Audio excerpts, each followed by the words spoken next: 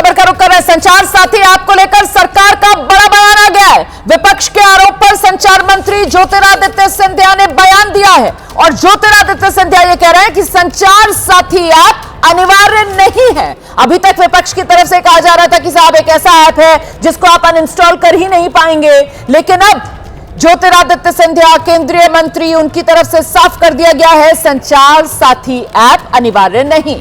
संचार साथी app delete करना चाहें तो कर सकते हैं। हम सीधे आपको लेकर चलेंगे, हमारे साथ हमारे सहयोगी अंकित गुप्ता इस वक्त मौजूद है और जरा अंकित से ही जानते हैं। अंकित, फिर इतना हंगामा, इतना विरोध विपक्ष की तरफ से क्यों किया जा रहा था, जब अब मंत्री सामने आए हैं और उनकी तरफ से साफ कर दिया गया है कि संचार साथी ऐप ठीक है मोबाइल में आएगा, आप चाहें तो अनइंस्टॉल कर दें। जैसे कितने ही ऐप्स होते हैं, जब आप मोबाइल खरीदते हैं तो इस मोबाइल में इंस्टॉल होकर आते हैं, आप उसको अनइंस्टॉल कर सकते हैं। अंकित,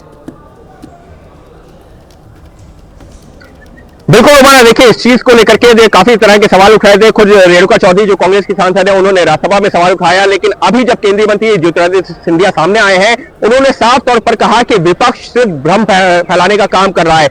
जब अगर हम कोई मोबाइल खरीदते हैं तो उसमें बहुत सारे ऐप्स होते हैं, लेकिन किस ऐप का इस्तेमाल करना है या नहीं करना है, किसको रखना है, किसको डिलीट करना है, वो हम तय करते हैं। तो संचार साथी ऐप का भी ऐसा ही होगा। हम बेसिकली चाहते ये सरकार का कहना है, ज्योतिरादित्य सिंधिया का कहना है, हम चाहते ये है कि उपभोक्ताओं को इस ऐप के बारे में जानकारी हो, लेकिन अगर वो नहीं चाहते हैं कि इस ऐप का इस्तेमाल किया जाए, उनको अगर किसी तरह की शंका है, संशय है, तो वो उस ऐप का इस्तेमाल ना करें। लेकिन अगर उनको ये लगता है कि इस ऐप को मोबाइल में ही नहीं रखना है तो वो उस ऐप को डिलीट भी कर सकते हैं। ऐसे में विपक्ष का ये कहना कि स्नूपिंग करवाई जा रही है, जासूसी करवाई जा रही है, सरकार की मंशा के ऊपर सवाल खड़े कर रहे थे, तो ज्योतिरादित्य सिंधिया ने उसको सिरे से नकारा है। तो मतलब अब तो संचार साथी ऐप पर जो विवाद था वो विवाद ही खत्म हो गया ना अंकित गुप्ता? मतलब अब तो विवाद बाकी नहीं रहा है, क्योंकि विपक्ष का विवाद, सारा का सारा विरोध इसी आधार पर था कि आप इंस्टॉल करके एक ऐप देंगे और वो अनइंस्टॉल हो नहीं सकता है, और अब सरकार कह रही है कि नहीं साहब अनइंस्टॉल कर दीजिए अगर आपको नहीं चाहिए।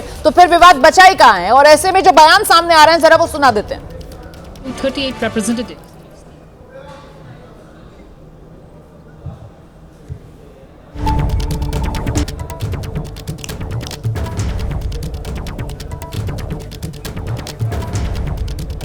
करें, चर्चा करें और फिर आगे बढ़े, लेकिन ये लोग तो किसी बात पे चर्चा नहीं करना चाहते, तो कैसे चलेगा सदन?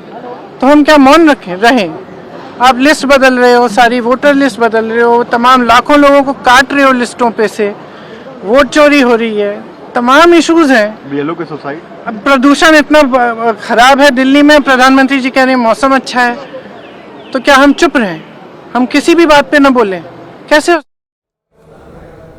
ये बीच में प्रियंका गांधी का बयान आ रहा था, हमने आपको वो सुना दिया है, लेकिन इस बीच बड़ी खबर जिस पर हम आपको अपडेट पहुंचा रहे हैं वो संचार साथी ऐप को लेकर है। ये जो संचार साथी ऐप है जिसको लेकर विवाद हो रहा था, उस विवाद पर अब विराम लग जाएगा, क्योंकि यहां तो खुद केंद्रीय मंत्री ज्योतिरादित्य सिंधिया सामने आ गए ना, और उन्होंने जो विपक्ष की तरफ से सबसे बड़ी आपत्ति थी उसी को दूर कर दिया। तो विपक्ष की मदद हम नहीं कर सकते।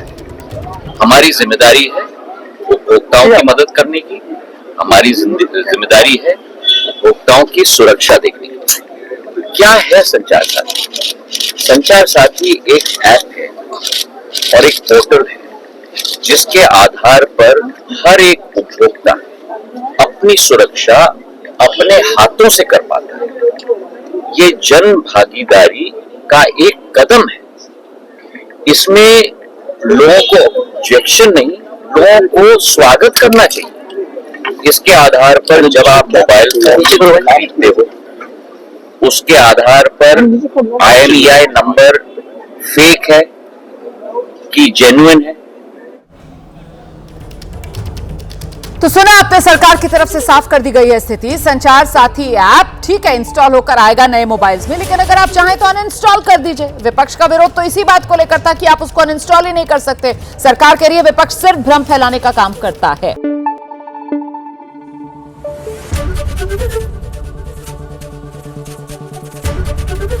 ABP न्यूज आपको रखे आगे।